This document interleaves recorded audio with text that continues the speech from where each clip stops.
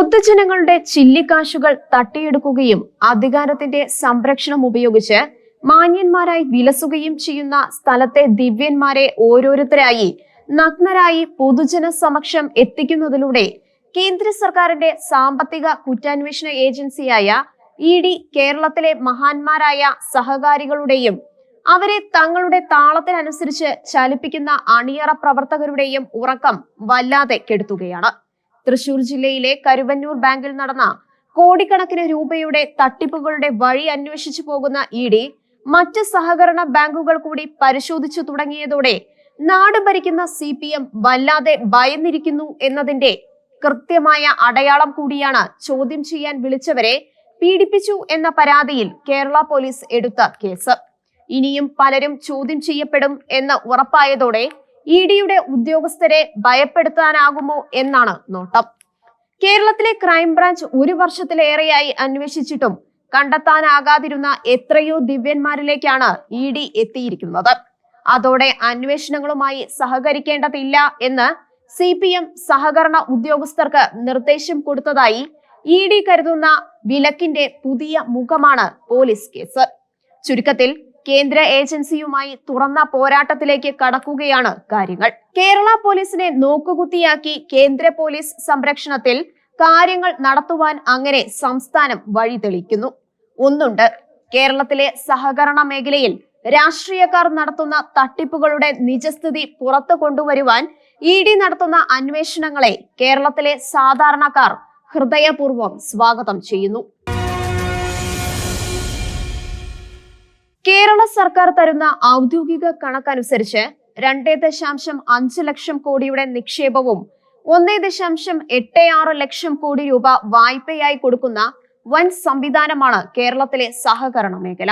സംസ്ഥാനത്തിന്റെ ബാങ്കിംഗ് പ്രവർത്തനത്തിന്റെ 40% നടക്കുന്നത് ഈ ബാങ്കുകൾ വഴിയാണ്. കേരളത്തിലാകെ 15,000 സഹകരണ സൊസൈറ്റികൾ ഉള്ളതായാണ് കണക്ക്. സഹകരണ സംഘങ്ങൾ രൂപീകരിക്കുന്നത് ഒരു വ്യവസായമോ തട്ടിപ്പോ ആയി വളരുന്നുണ്ട്. എന്തെല്ലാം പേരിൽ ആർക്കെല്ലാമാണ് സൊസൈറ്റികൾ? പല കാര്യങ്ങൾ പറഞ്ഞ് ഇവർ പൊതുപണം സ്വന്തമാക്കുന്നു. ഓഡിറ്റോ പരിശോധനയോ ഇല്ല. ഓരോ വർഷവും രൂപം കൊള്ളുന്ന സഹകരണ സംഘങ്ങളെക്കുറിച്ചും അവരുടെ അംഗങ്ങളെക്കുറിച്ചും അവയുടെ പ്രവർത്തനങ്ങളെക്കുറിച്ചും അവയ്ക്ക് കിട്ടുന്ന സർക്കാർ സഹായങ്ങളെക്കുറിച്ചുമെല്ലാം സമഗ്രമായ അന്വേഷണം ഉണ്ടാകേണ്ട വിധം മോശമാണ് പുറത്തുവരുന്ന വിവരങ്ങൾ. കള്ളപ്പണം വെളുപ്പിക്കുന്നതിന് രാഷ്ട്രീയ നേതാക്കളും തീവ്രവാദികൾ വരെയും സഹകരണ സംഘങ്ങളെ മറയാക്കുന്നു എന്നതാണ് വ്യാപകമായ ആക്ഷേപം.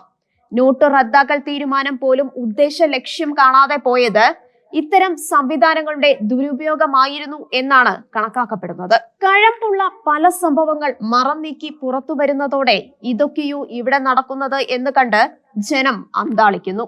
ഇങ്ങനെ അന്താളിക്കുന്നവരിൽ സിറ്റിംഗ് ഫീസ് മാത്രം വാങ്ങി പറഞ്ഞിടത്തെല്ലാം ഒപ്പിട്ട് കുടുക്കിലായ ഡയറക്ടർമാരും പാർട്ടി പറഞ്ഞതുകൊണ്ട് മത്സരിച്ച് പാർട്ടി പറഞ്ഞതെല്ലാം ചെയ്ത് കിടപ്പാടം പോലും ഇല്ലാതാകുന്ന പാവം താഴെത്തട്ടിലെ നേതാക്കൾ പോലും ഉണ്ട്.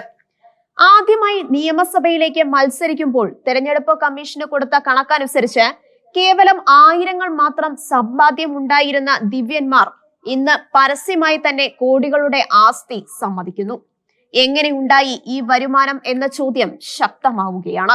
ഇഡിയുടെ കുരുക്ക് മുറുകുമ്പോൾ കേരളത്തിലെ സഹകരണ മേഖലയെ ആകെ നശിപ്പിക്കുവാൻ രാഷ്ട്രീയ പ്രേരിതമായി കേന്ദ്ര സർക്കാർ ഇറങ്ങിത്തിരിച്ചിരിക്കുന്നു എന്ന് മുഖ്യമന്ത്രി പിണറായിയും പാർട്ടി സെക്രട്ടറി MV ഗോവിന്ദനും സഹകരണ മന്ത്രി VN വാസവനും നിലവിളിക്കുന്നതിന്റെ ഉദ്ദേശശുദ്ധിയിൽ ആർക്കാണ് സംശയമില്ലാത്തത്? 2022 ജൂലൈ 18 നിയമസഭയിൽ പറഞ്ഞ കണക്കനുസരിച്ച് കേരളത്തിലെ 399 ബാങ്കുകളിൽ തട്ടിപ്പ് നടന്നതായി സർക്കാരിനറിയാം. 164 ഇടത്ത് നിക്ഷേപം തിരിച്ചു കൊടുക്കാൻ ആവാത്ത നില വന്നു. ഈ തട്ടിപ്പുകളെ കുറിച്ച് എന്ത് അന്വേഷണം നടന്നു? എത്രയോ ഇടത്തെ കാര്യങ്ങൾ വളരെ മോശമാണ്. പുറത്തു വരാത്ത തട്ടിപ്പുകളുണ്ട്. ആരെയെല്ലാം പ്രതികളാക്കി? തട്ടിക്കൊണ്ടുപോയവരിൽ നിന്ന് അവർക്ക് കൂട്ടുനിന്നവരിൽ നിന്ന് എത്ര രൂപ തിരിച്ചു പിടിച്ചു? സഹകരണ മേഖലയെ രക്ഷിക്കുവാൻ സർക്കാർ പണം കൊടുത്ത് നിക്ഷേപകരെ രക്ഷിക്കുന്നു എന്ന് പറയുന്നത് തന്നെ തട്ടിപ്പല്ലേ? തട്ടിപ്പ് നടത്തിയവരെല്ലാം സുഖിച്ചു ജീവിക്കുന്നു. അവർ എടുത്ത പണം നികുതി പണത്തിൽ നിന്നും തിരിച്ചു കൊടുക്കുന്നു. ഇങ്ങനെ എത്ര കാലം പോകും? ആരാണ് സഹകരണ മേഖലയെ നശിപ്പിക്കുന്നത്? തട്ടിപ്പുകാർക്ക് സംരക്ഷണം കൊടുക്കുന്നവരോ അവരെ കണ്ടെത്താൻ അന്വേഷണം നടത്തുന്നവരോ? തട്ടിപ്പ് നടത്തിയവരെയും അവർക്ക് ഒത്താശ നിന്നവരെയും എല്ലാം കൊടുക്കണം. ഇഡിയുടെ അന്വേഷണം കരുവന്നൂരിൽ നിർത്തരുത്. സർക്കാർ ഓഡിറ്റിൽ ക്രമക്കേട് കണ്ട എല്ലാ ബാങ്കിലും അന്വേഷണം നടത്തണം. കൊല്ലത്ത് 55 കോടി രൂപയുടെ തട്ടിപ്പ് വെളിച്ചത്ത് വന്നിട്ടുണ്ട്. നടക്കൽ ബാങ്കിൽ തന്നെ തട്ടിച്ചത് 47.59 കോടി രൂപയാണ്. 2020 ഏപ്രിൽ 1 മുതൽ 2021 മാർച്ച് 31 വരെ നടന്ന തട്ടിപ്പിന്റെ കണക്കാണിത്. റിസർവ് ബാങ്കിലെ സൂക്ഷിപ്പ് കൊണ്ട് തട്ടിപ്പിലെ നഷ്ടം പരിഹരിക്കാം എന്ന് പ്രസിഡന്റ് അവകാശപ്പെടുന്നു. അതായത് തട്ടിപ്പുകാർ രക്ഷപ്പെടുന്നു. നിക്ഷേപകരുടെ പണം തന്നെ കൊടുത്ത് പ്രശ്നം പരിഹരിക്കുന്നു. അവിടെ 23 പേർ പ്രതിയായി കേസുണ്ട്. കേസ് തീർപ്പാക്കുന്നതുവരെ പ്രതികളെ തിരിച്ച് ജോലിയിൽ കയറ്റരുത്. നേതാവിന്റെ കാല് പിടിച്ച് കിട്ടിയ പണിയാണ്. അദ്ദേഹം പറഞ്ഞെടുത്ത് ഒപ്പിടാതിരിക്കാനാവുമോ? ചാത്തന്നൂർ ബാങ്കിൽ 7.48 കോടിയാണ് തട്ടിച്ചത്. 22 പേർക്ക് കൊടുത്ത വായ്പ. നെടുങ്കളം ബാങ്കിൽ 26.55 ലക്ഷം തട്ടിച്ചു. പുൽപ്പള്ളി സഹകരണ ബാങ്കിൽ 8.5 കോടിയാണ് തട്ടിച്ചത്. അവിടെ ഒരു രാജേന്ദ്രൻ നായർ 80,000 രൂപ എടുത്തു. ബാങ്ക് കണക്കനുസരിച്ച് 25 ലക്ഷം എടുത്തു. തിരിച്ചടയ്ക്കാൻ ആവാതെ അദ്ദേഹം ആത്മഹത്യ ചെയ്തു. കോൺഗ്രസ് ഭരിക്കുന്ന ബാങ്കാണത്. തിരുവനന്തപുരം കണ്ടലയിൽ CPI ഭരിക്കുന്ന ബാങ്കിലെ തട്ടിപ്പ് 100 കോടിയുടേതാണ് എന്നാണ് ഇപ്പോഴത്തെ വിവരം. 1/4 നൂറ്റാണ്ടായി പ്രസിഡന്റായി ഭരിക്കുന്ന ബാസുരംഗൻ ഭാര്യ, മകൻ എല്ലാവരും വൻതുക മതിയായ രേഖകളില്ലാതെ എടുത്തിട്ടുണ്ട്. പല പ്രാദേശിക CPIക്കാർക്കും വൻതുക കൊടുത്തിട്ടുണ്ട്. മാറനല്ലൂർ പഞ്ചായത്ത് മുൻ വൈസ് പ്രസിഡന്റ് CPI നേതാവ് ഗോപകുമാർ 2.22 കോടി രൂപയാണ് വായ്പയെടുത്തത്. പ്രസിഡന്റിന്റെ സന്തത സഹചാരി സാജിൻ ജെ ചന്ദ്രൻ എടുത്തത് 85 ലക്ഷം രൂപ. സെപ്റ്റംബർ 19 പ്രസിദ്ധീകരിച്ച പത്രങ്ങളിൽ ഷൊർണൂർ അർബൻ ബാങ്കിൽ നടന്ന ഒരു തട്ടിപ്പിന്റെ കഥ ഉണ്ടായിരുന്നു. CPM ലോക്കൽ കമ്മിറ്റി അംഗത്തിന് മതിയായ രേഖകളില്ലാതെ 8 കോടി രൂപ വായ്പ നൽകി. 11 വായ്പകളിലായി 70 ലക്ഷം രൂപ വീതം അദ്ദേഹത്തിനും കുടുംബാംഗങ്ങൾക്കുമായി നൽകി. സഹകരണ വകുപ്പ് അന്വേഷണം നടത്തുകയാണ്. സത്യം പുറത്തുവരില്ല. അന്വേഷണ ഉദ്യോഗസ്ഥർക്ക് ഭയമാണ്. കരുവന്നൂരിലെ കഥ ചൂണ്ടിക്കാണിച്ച ഉദ്യോഗസ്ഥന് ഇതുവരെ പെൻഷൻ കിട്ടിയില്ല. അതാണ് പാർട്ടിയുടെ പ്രതികാരം. സഹകരണ ബാങ്ക് വഴി ലീഗ് നേതാവ് PK കുഞ്ഞാലിക്കുട്ടി കോടിക്കണക്കിന് രൂപയുടെ കള്ളപ്പണം വെളുപ്പിച്ചെന്ന് പരാതിയുമായി EDയെ സമീപിച്ചത് സാക്ഷാൽ KT ജലീൽ ആയിരുന്നില്ലേ? കേരളത്തിലെ സഹകരണ ബാങ്കുകളിലൂടെ നടക്കുന്ന വെട്ടിപ്പായിരുന്നു ജലീലിന്റെ പരാതിയുടെ വിഷയം. കുഞ്ഞാലിക്കുട്ടിയും മകനും മലപ്പുറത്തെ AR നഗർ സഹകരണ ബാങ്ക് വഴി 300 കോടിയുടെ കള്ളപ്പണം വെളുപ്പിച്ചു എന്ന് 2021 ഓഗസ്റ്റ് 13 തലസ്ഥാനത്ത് പത്രസമ്മേളനം നടത്തി ജലീൽ വെളിപ്പെടുത്തി. ആ ബാങ്ക് വഴി 600 കോടിയുടെ തട്ടിപ്പ് നടന്നു എന്ന് ജലീൽ ആരോപിച്ചു. ഒരു അംഗനവാടി അധ്യാപികയുടെ പേരിൽ ഉണ്ടായിരുന്ന 80 ലക്ഷം രൂപയുടെ വിശദാംശങ്ങൾ ED ചോദിച്ചതോടെയാണ് വിഷയമായത്. ഏതായാലും സംഗതി മുക്കും എന്ന് കണ്ടപ്പോൾ പിണറായി ഇടപെട്ടു. ജലീൽ നിശബ്ദനായി. എന്തുകൊണ്ട് പിണറായി കുഞ്ഞാലിക്കുട്ടിക്ക് വേണ്ടി ഇടപെട്ടു? ജലീലിനെ നിശബ്ദനാക്കി. തട്ടിപ്പ് മറയ്ക്കാനല്ലേ? ഇപ്പോൾ ജലീലും കുഞ്ഞാലിക്കുട്ടിയും സുഹൃത്തുക്കളായി ജീവിക്കുന്നു എന്നാണ് ലീഗുകാരുടെ പോലും പരാതി. അന്ന് ആ പരാതിയിൽ ED ശക്തമായ അന്വേഷണം നടത്തുകയും കണ്ണികൾ തേടി പോവുകയും ചെയ്തിരുന്നെങ്കിൽ കേരളത്തിലെ എത്ര സഹകരണ ബാങ്കുകൾ ഒരുപക്ഷെ ഇന്നത്തെ ദുസ്ഥിതിയിൽ നിന്നും രക്ഷപ്പെടുമായിരുന്നു. കള്ളപ്പണം വെളുപ്പിക്കുന്നതിന് സഹകരണ ബാങ്കുകൾ വ്യാപകമായി ഉപയോഗിക്കപ്പെടുന്നതിന്റെ കഥകൾ ഓരോന്നോരോന്നായി പുറത്തുവരുന്നു. ഒരു അംഗനവാടി അധ്യാപികയ്ക്ക് 80 ലക്ഷം രൂപയുടെ അക്കൗണ്ട്. കള്ളപ്പണം വെളുപ്പിക്കുന്നവർ നാടിന്റെ സാമ്പത്തിക വ്യവസ്ഥയെയാണ് തകർക്കുന്നതെങ്കിൽ പാവങ്ങളുടെ നിക്ഷേപ പണം വ്യാജരേഖകൾ വെച്ച് തട്ടിയെടുത്തവരും അവർ ബാങ്കിൽ കൊടുത്ത രേഖകൾ വെച്ച് അവർ അറിയാതെ അവരുടെ പേരിൽ വൻ തുകകൾ എടുത്തവരും എല്ലാം സാധാരണക്കാരെയാണ് കൊല്ലാക്കൊല ചെയ്യുന്നത്. അതിലൂടെ ഏതാനും നേതാക്കന്മാർ കൊഴുത്ത് വീർക്കുക മാത്രമല്ല, അവർ ചതിച്ച പാവപ്പെട്ടവർ എടുക്കാത്ത പണവും പലിശയും പിഴപ്പലിശയും തിരിച്ചടക്കേണ്ടി വരുന്നു എന്ന് വന്നപ്പോൾ പുൽപ്പള്ളിയിലെ രാജേന്ദ്രനെ പോലെ ആത്മഹത്യ ചെയ്യേണ്ട നിലയിലും എത്തി. അതൊന്നും കണ്ണിൽ ചോര ഇല്ലാത്തവർക്ക് ബാധകമല്ലല്ലോ. കരുവന്നൂർ ബാങ്കിൽ 30 ലക്ഷം രൂപ നിക്ഷേപിച്ച ഫിലോമിന എന്ന നിക്ഷേപക ചികിത്സിക്കുവാൻ പോലും പണം കിട്ടാതെ മരിച്ചു.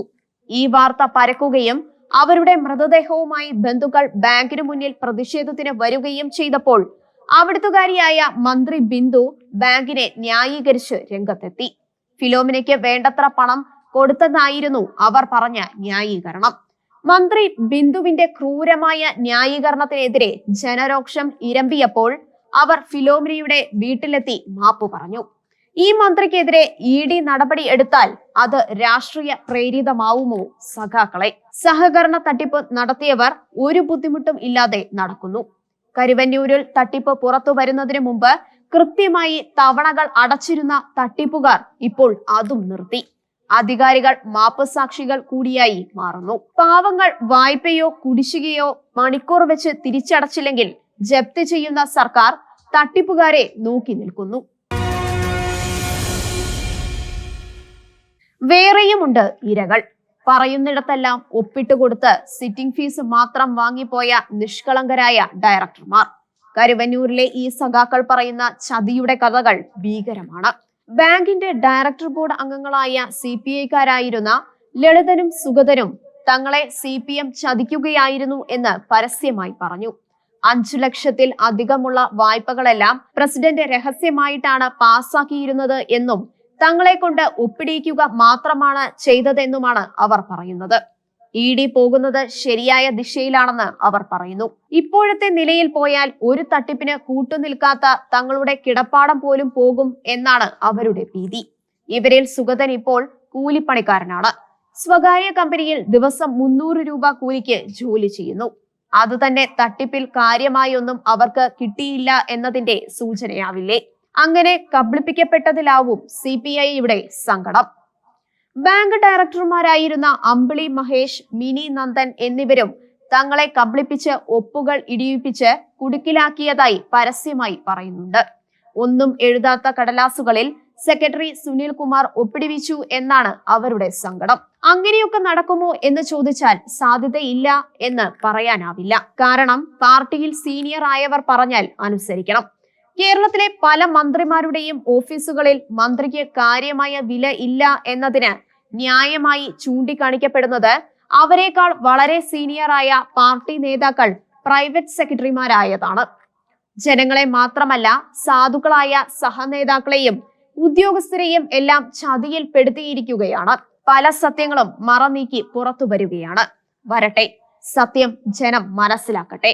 ആരാണ് സഹകരണ മേഖലയെ നശിപ്പിക്കുന്നത് എന്ന് തിരിച്ചറിയട്ടെ. സഹകരണ ബോർഡിലെ ഭരണസമിതി അംഗങ്ങൾക്ക് എന്തുകൊണ്ട് തവണ പരിധി വെച്ചുകൂടാ? ഒരു തവണ ഭരിച്ചവർ 2-3 തവണ കഴിഞ്ഞ് മാത്രം മത്സരിക്കുന്നതിന് വ്യവസ്ഥ ഉണ്ടാക്കുക. തട്ടിപ്പുകൾക്ക് നിയമപരമായി ഉദ്യോഗസ്ഥരാവും കണക്ക് പറയേണ്ടി വരിക. അവരിൽ പലരും പാർട്ടി കാരണം ജോലി കിട്ടിയവരാണ്. പല സംഘത്തിന് താങ്ങാനാവാത്ത ശമ്പളം അവർക്ക് കിട്ടുന്നതും പാർട്ടി കാരണം. പണ്ട് ഓരോ സംഘത്തിനും അതിന്റെ വരുമാനം അനുസരിച്ചായിരുന്നു ശമ്പളം. ഇപ്പോൾ അതല്ല സ്ഥിതി. എല്ലാം സർക്കാർ നിരക്കാണ്. അതുകൊണ്ട് തന്നെ പല സംഘങ്ങളും വെള്ളത്തിലാണ്. ഉദ്യോഗസ്ഥർ തട്ടിപ്പുകളെ കുറിച്ച് അഥവാ പരാതി പറഞ്ഞാലും നടപടി ഉണ്ടാവില്ല. കരുവന്നൂർ ബാങ്കിലെ ഒരു ഉദ്യോഗസ്ഥൻ തട്ടിപ്പ് വിവരങ്ങൾ ഒരു ഉദ്യോഗസ്ഥനെ അറിയിച്ചതിന്റെ ദുരന്ത ഫലങ്ങളുടെ കഥകൾ പുറത്തു വന്നിട്ടുണ്ട്.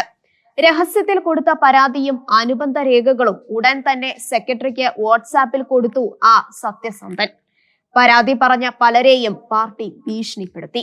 അവസാനം പാർട്ടിയുടെ പ്രതിച്ഛായ രക്ഷിക്കുവാൻ വേണ്ടിയാണ് ചില നേതാക്കളെ ക്രൈംബ്രാഞ്ച് അറസ്റ്റ് ചെയ്തത്. അതിന്റെ കഥകളും പുറത്തു വന്നിട്ടുണ്ട്. തൃശൂരിലെ CPM ജില്ലാ സെക്രട്ടറി അടക്കമുള്ളവരാണത്രേ പാർട്ടിയുടെ മുഖം രക്ഷിക്കുവാൻ അറസ്റ്റിലേക്ക് കാര്യങ്ങൾ നീക്കിയത്. ജയിലിലായവരെ വരെ പാർട്ടി സംരക്ഷിക്കും എന്ന ആശ്വാസമുണ്ട്. വൻ സ്രാവുകളെല്ലാം രക്ഷപ്പെടാനാവും ഇട. എല്ലാം ED-യുടെ ആത്മാർത്ഥത പോലെയിരിക്കും. ജനം പ്രതീക്ഷയോടെ നോക്കുകയാണ്. കേരളത്തെ നടുക്കിയ കരുവന്നൂർ സഹകരണ ബാങ്ക് തട്ടിപ്പ് കേസിൽ മുൻ മന്ത്രിയും CPM നേതാവുമായ AC മൊയ്തീന്റെ വീട് ഓഗസ്റ്റ് 22-ന് ED റെയ്ഡ് നടത്തി. 22 മണിക്കൂറാണ് റെയ്ഡ് നടന്നത്. മൊയ്തീനെ ED ചോദ്യം ചെയ്തു. അദ്ദേഹം സമർപ്പിച്ച രേഖകൾ അപൂർണമാണെന്ന് ED പറയുന്നു. വീണ്ടും ചോദ്യം ചെയ്യാൻ വിളിച്ചിട്ട് അദ്ദേഹം മുങ്ങി നടക്കുകയാണ്. മൊയ്തീന്റെ ബിനാമി എന്ന് പറയപ്പെടുന്ന പി സതീഷ് കുമാറുമായി ബന്ധപ്പെട്ട സ്ഥലങ്ങളിലും ഇയാൾ കള്ളപ്പണം വെളുപ്പിക്കുവാൻ നോക്കി എന്ന് സംശയിക്കുന്ന അയ്യന്തോൾ ബാങ്കിലും തൃശൂർ സഹകരണ ബാങ്കിലും ഇഡി റെയ്ഡ് നടത്തി. അന്വേഷണ സംഘത്തോട് സഹകരിക്കേണ്ടെന്ന നിർദ്ദേശം പാർട്ടി ബാങ്ക് ജീവനക്കാർക്ക് കൊടുത്തിട്ടുണ്ട് പോലും. സംസാരിക്കുന്ന രേഖകൾ ഉള്ളപ്പോൾ എന്തിന് കൂടുതൽ മൊഴികൾ? ഇടതുപക്ഷം അടക്കി ഭരിച്ചിരുന്ന കരുവന്നൂർ ബാങ്കിൽ 500 കോടി രൂപയുടെ തട്ടിപ്പ് നടന്നതായാണ് ഇഡി പറയുന്നത്. കൃത്യകണക്ക് ആരും പറയുന്നില്ല. സൊസൈറ്റിയിൽ പണം നിക്ഷേപിച്ച എത്ര പേരാണ് ആത്മഹത്യ ചെയ്തത്? ചികിത്സിക്കാൻ പണം കിട്ടാതെ മരിച്ചത്? ഒന്നും പാർട്ടിക്ക് വിഷയമല്ല. മൊയ്തീന്റെ ബന്ധുക്കൾക്ക് കരുവന്നൂർ ബാങ്ക് തട്ടിപ്പിൽ പങ്കുണ്ടെന്ന് നേരത്തെ തന്നെ ആരോപണം ഉയർന്നിരുന്നു. ഇക്കാര്യത്തിൽ മുൻ ജില്ലാ സെക്രട്ടേറിയറ്റ് അംഗം CK ചന്ദ്രൻ, AC മൊയ്തീൻ എന്നിവരുടെ പങ്ക് അന്വേഷിക്കണം എന്ന് ജയിലിൽ കഴിയുന്ന 1-ാം പ്രതി മുൻ സെക്രട്ടറി TR സുനിൽകുമാറിന്റെ അച്ഛൻ രാമകൃഷ്ണൻ ആവശ്യപ്പെട്ടിരുന്നു. സുനിൽകുമാർ തീരുമാനങ്ങളിൽ ഒപ്പിടുക മാത്രം ചെയ്തു. തീരുമാനം എടുത്തത് നേതാക്കളാണ്. പൊറത്തിശ്ശേരി മാപ്രാണം ലോക്കൽ കമ്മിറ്റികളും ഇരിങ്ങാലക്കുട ഏരിയ കമ്മിറ്റിയും തീരുമാനിച്ചതനുസരിച്ചാണ് വായ്പ കൊടുത്തതെന്ന് അദ്ദേഹം പറഞ്ഞു. രേഖകളില്ലാതെ വായ്പ കൊടുത്തത് ഈ നേതാക്കളുടെ അറിവോടെ മാത്രമാണെന്നും അദ്ദേഹം പറഞ്ഞു. വളരെ ക്രൂരമായിരുന്നു ആ അച്ഛന്റെ വാക്കുകളോടുള്ള മൊയ്തീന്റെ പ്രതികരണം. തട്ടിപ്പുകാരന്റെ അച്ഛന്റെ പ്രതികരണം അതാണ് മൊയ്തീൻ പറഞ്ഞതായി മാധ്യമങ്ങളിൽ വന്നത്. താൻ നിരപരാധിയാണെന്നും 2016-ൽ ജില്ലാ സെക്രട്ടറി സ്ഥാനത്തു നിന്നും മാറിയതാണെന്നും എല്ലാം മൊയ്തീൻ പറയുന്നുണ്ട്. പക്ഷേ ആർക്കും വിശ്വാസം വരുന്നില്ല. തട്ടിപ്പുകളെ നിയമപരമായും രാഷ്ട്രീയമായും നേരിടും എന്നാണ് പ്രതികളുടെ വെല്ലുവിളി. വീണ്ടും തെരഞ്ഞെടുക്കപ്പെട്ടാൽ തട്ടിപ്പ് തട്ടിപ്പല്ലാതാകും എന്നാണ് പുതിയ വാദം.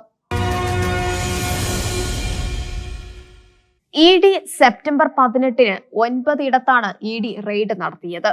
മൊയ്തീന്റെ സുഹൃത്ത് സതീഷ് കുമാറുമായി ഇടപാട് നടത്തിയ അനിൽകുമാറിന്റെ വസതിയിലടക്കം റെയ്ഡ് നടത്തി. 15 കോടിയുടെ രേഖകൾ പിടിച്ചു.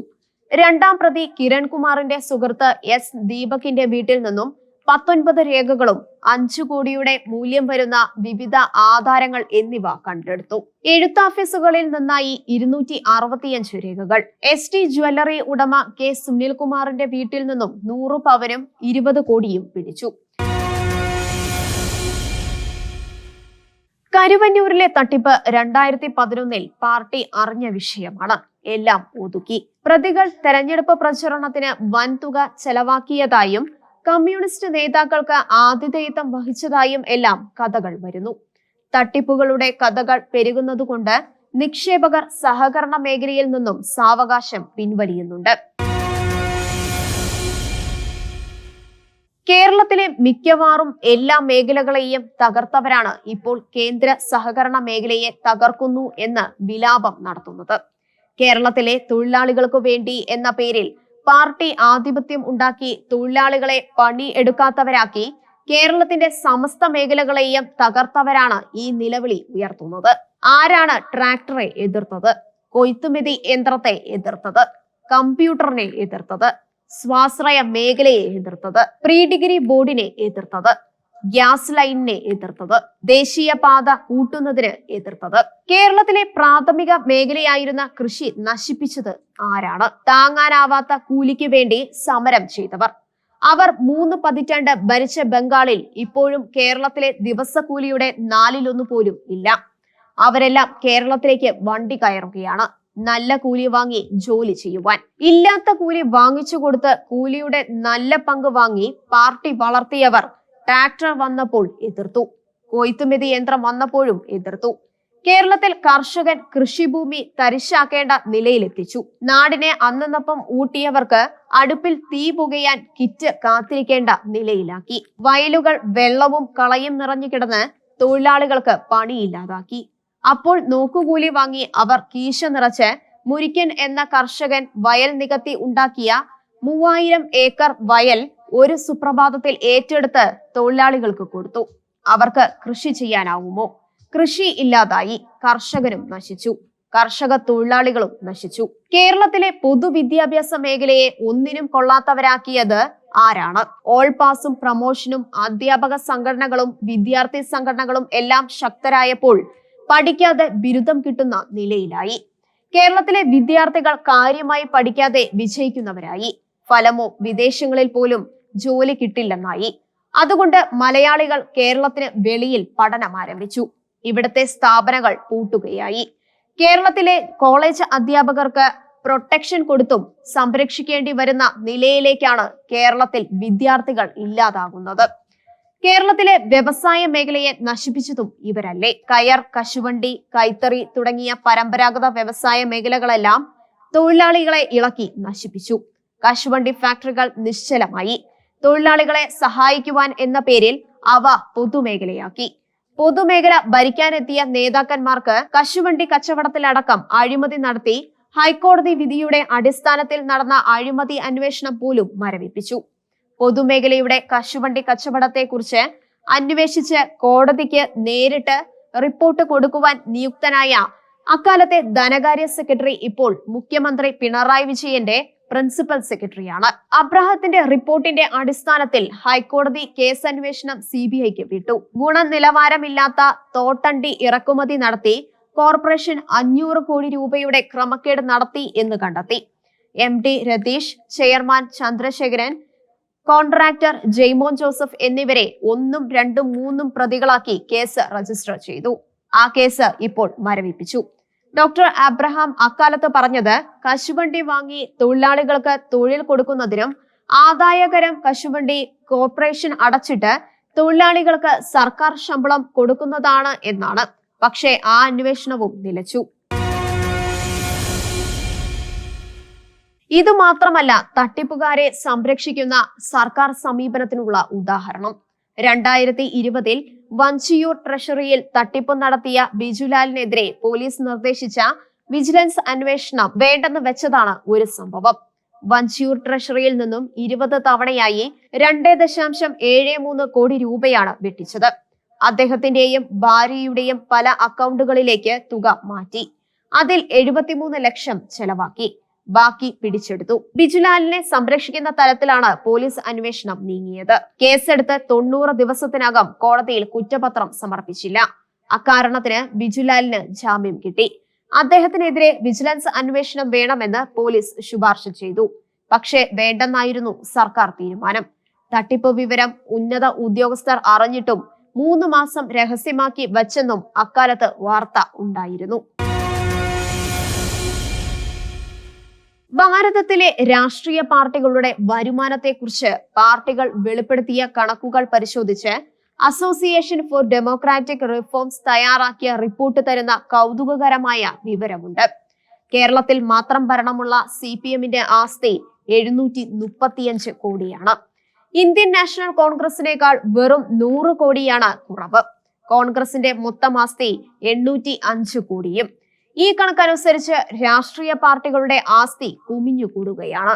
നാടുഭരിക്കുന്ന BJPയുടെ 2021-22 മൊത്തം ആസ്തി 6046 കോടി രൂപയാണ്.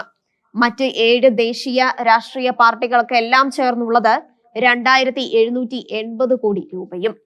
BJPയുടെ ആസ്തിയുടെ വെറും 46%. CPMന്റെ ആസ്തി 654 കോടിയിൽ നിന്നും 735 കോടിയായി ഉയർന്നു.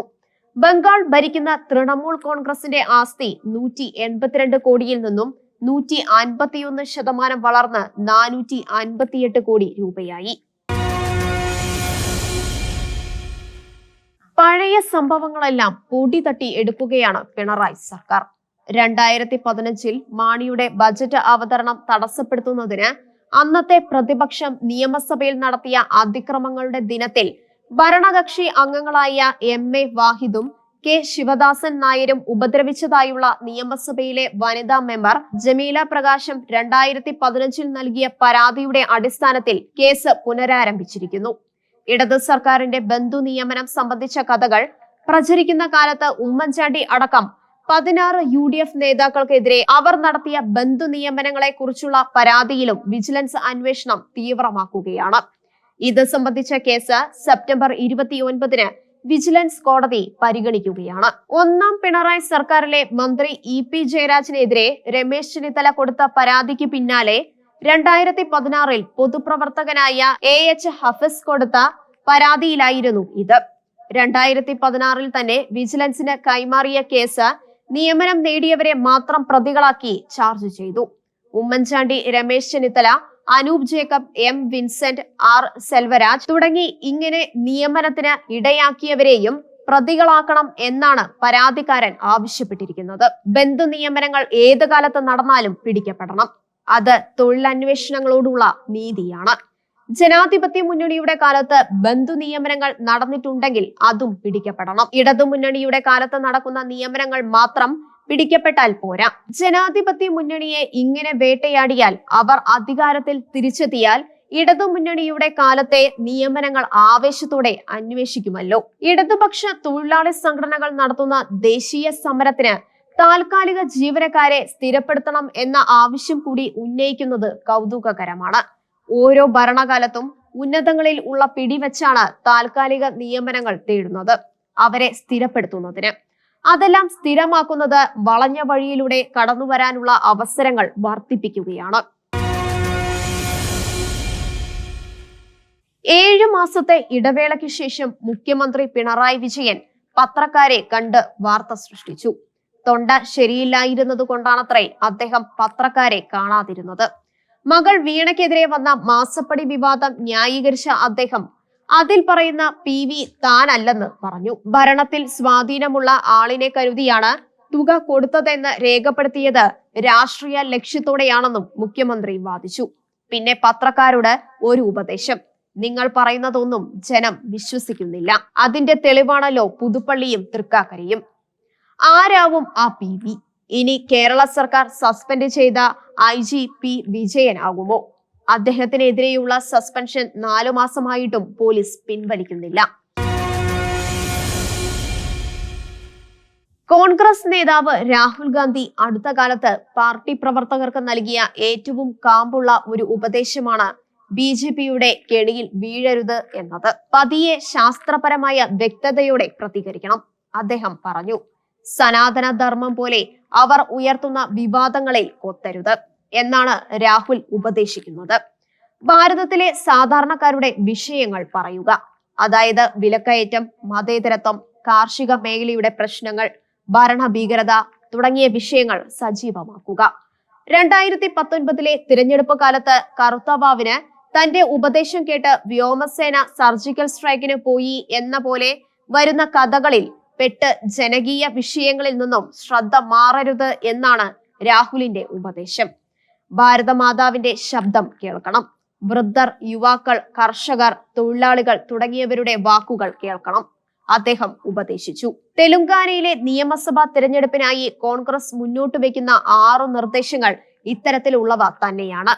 വീടില്ലാത്തവർക്ക് 5 ലക്ഷം രൂപ സഹായം കൊടുക്കുന്ന ഭവന നിർമ്മാണ പദ്ധതി, വീട്ടമ്മമാർക്ക് മാസം 2500 രൂപ വെച്ച് കൊടുക്കുന്ന മഹാലക്ഷ്മി പദ്ധതി, 200 യൂണിറ്റ് വരെ വൈദ്യുതി സൗജന്യമാക്കുന്ന ഗൃഹജ്യോതി പദ്ധതി, യുവാക്കൾക്ക് തൊഴിൽ കണ്ടെത്തുന്നതിന് 5 ലക്ഷം സൗജന്യം നൽകുന്ന യുവവികാസ് പദ്ധതി, വയോജനങ്ങൾക്ക് 6000 രൂപ പ്രതിമാസ പെൻഷൻ കൊടുക്കുന്ന പദ്ധതി, പൊതുജനങ്ങൾക്ക് 60 ലക്ഷം രൂപ വരെ മെഡിക്കൽ ഇൻഷുറൻസ് ഏർപ്പെടുത്തുന്ന രാജീവ് ആരോഗ്യശ്രീ പദ്ധതി എന്നിവയാണ് കർണാടകത്തിൽ വലിയ വോട്ട് നേടിയ വാഗ്ദാനങ്ങളിൽ ഇവ. തെലുങ്കാനയുടെ രൂപീകരണത്തിന് സോണിയാഗാന്ധി വഹിച്ച പങ്കും കോൺഗ്രസ് പ്രചരണത്തിന് ഉപയോഗിക്കും. അത് ജനകീയ വിഷയം തന്നെ. പയ്യന്നൂർ നമ്പ്യാത്ര കോവൽ ശിവക്ഷേത്രത്തിലെ പ്രതിഷ്ഠാ ദിന മഹോത്സവത്തോടനുബന്ധിച്ച് 2023 ജനുവരിയിൽ നടന്ന നടപ്പന്തൽ ഉദ്ഘാടനത്തിന് എത്തിയ ദേവസ്വം മന്ത്രി K രാധാകൃഷ്ണൻ ഐത്താനുഭവം ഉണ്ടായി എന്ന വെളിപ്പെടുത്തൽ കേരളത്തെ ഞെട്ടിച്ചു. ക്ഷേത്രത്തിൽ നിന്നും ഭദ്രദീപം കൊളുത്തിയ മേൽശാന്തി ദീപം മന്ത്രിക്ക് കൈമാറാതെ നിലത്തുവെച്ചു എന്നതാണ് പരാതിയുടെ ആധാരം. ക്ഷേത്രശുദ്ധി പാലിക്കുന്നതിനെ മന്ത്രി ഐത്തമായി കരുതിയതാണ് എന്ന് അഖില കേരള തന്ത്രി സമാജം വിശദീകരണവുമായി വന്നിട്ടുണ്ട്. ശ്രീകോവിലിൽ കയറിയ പൂജാരി ദേവപൂജ കഴിയും വരെ ആരെയും സ്പർശിക്കില്ല. അക്കാര്യത്തിൽ ബ്രാഹ്മണനെന്നോ അബ്രാഹ്മണനെന്നോ വ്യത്യാസമില്ല എന്നാണ് അവർ പറയുന്ന ന്യായം. രാധാകൃഷ്ണനെ പോലെ സൗമ്യനായ ഒരു മന്ത്രി ഒന്നും അറിയാതെ പറയും എന്ന് ആരും കരുതില്ല. MLA-മാരുടെ നിയമസഭയിലെ പെരുമാറ്റം പലപ്പോഴും മോശമാകുന്നതായി നിയമസഭാ സാമാജികർക്കായുള്ള ശില്പശാല ഉദ്ഘാടനം ചെയ്ത മുഖ്യമന്ത്രി ഓർമ്മിപ്പിച്ചു. 2015 മാർച്ച് 13 നിയമസഭാ നടപടികൾ കൂടി പശ്ചാത്തലത്തിൽ പ്രദർശിപ്പിക്കേണ്ടതായിരുന്നു. ഷിലോഹിന്റെ കാഴ്ചകൾ ഇനി അടുത്ത ആഴ്ച.